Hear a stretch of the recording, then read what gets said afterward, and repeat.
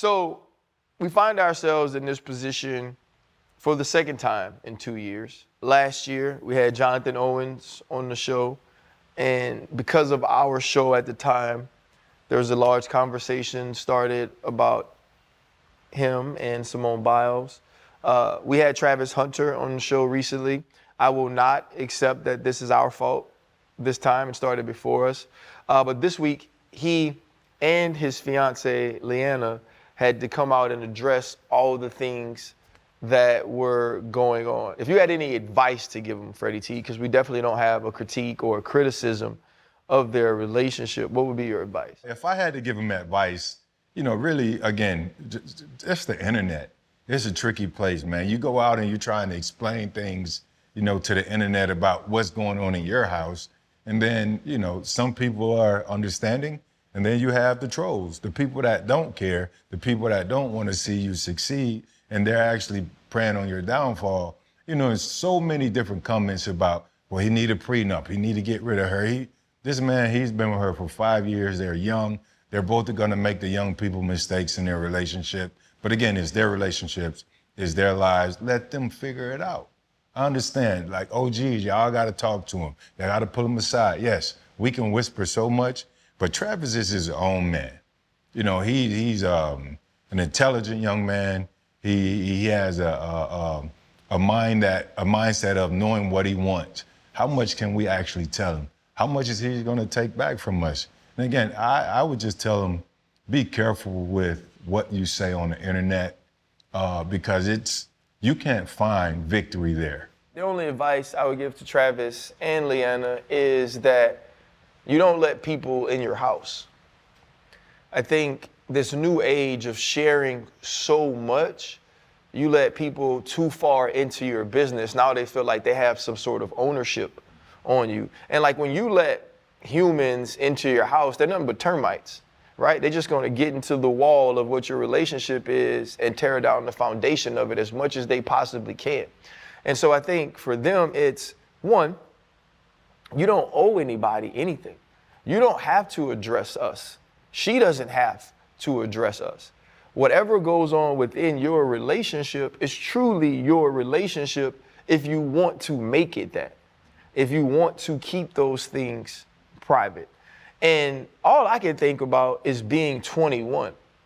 Bro, if there were that many cameras on me at 21, 22 years old, you would not be sitting in front of me right now, right? No team would have thought this is a dude that lives his life away from the facility that I want on my team.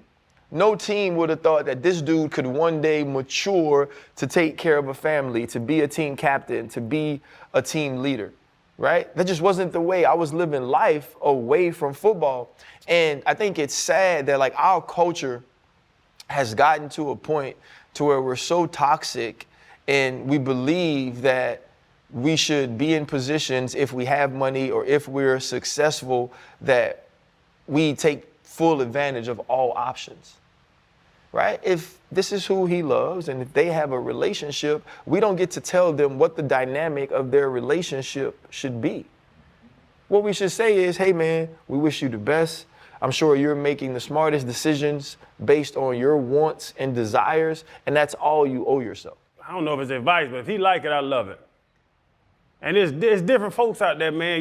It's even in the locker room. There's the guys that's gonna be piled up underneath their wife all day long, asking her, getting picked up. I played with some dudes in the league that got picked up. Their wife will pick them up from work. Bitch, you got a cut on it. But it was just people that's how they enjoy their life. If Travis enjoys sitting up underneath the girl, she's in the commercials with him, all that stuff. If that's what he likes, I love it. That's your old lady, 5 years in. I don't know why people be worried about folks so much, man. And on their side too, so I'm coming from the other side. I come from this side. Why do y'all give a damn if he wants the girl in the commercials? Why do you give a damn if he won't hug a girl? He was telling a story on the show that he doesn't hug girls or he only hug girls if his girl's around. That's their relationship. You either jealous or mad, one or two, and he about the money thing and the prenup and all that stuff. Listen, it's not your money. That's the thing that killed me. Oh, you got to get a prenup. Bitch, you ain't getting nan dime of this money. Why you worried about where it's going? That's the craziest part. Leave that man alone. If he enjoys that little girl, I enjoy him being with that little girl. And that's how people, and talking about OGs, that's how I think OGs should support people. If it don't work out, knock on wood, I hope it does. If it doesn't work out, who gives a damn? He's gonna find another girl. And if it works out, they'll have a beautiful family for the next 60 years. I don't understand why people on the internet care about this shit so much. You can't say little girl, man. That's a little girl. I'm 41 years old. What is she, 20? I think that's a baby. You know the other thing that bothers me though is that people have to start to get to a place in life where they don't believe that other people's losses are their wins. Like that's not how life works. It doesn't work that if you think about something in a negative way and you feel like you can foresee it going a certain way, that happening outside of anything that you don't control, outside of anything that doesn't control you, outside of anything that doesn't affect you, you shouldn't be concerned with it. You should not be preying on the downfall of other people. Like when did we get to a point to where hating became a way of life, to where I feel like the way I win is by watching the failures of other people. Like that doesn't, to see someone else go through something, to see someone else hurt, to see someone not experience a success that they have worked their entire life to experience doesn't elevate you at all. And you know, the simple saying like what you eat don't make me crap, that's true. Like it doesn't. And so if my house is 10 rooms and 8 bathrooms, what does it matter that yours is 12 and 10? Right? Like if my bank account is stacked and I can take care of all my people, what does it matter that you can take care of one more person than I can? Or if I'm on this side and I don't have and you do have, why should part of me want you to fail so now we both don't have nothing?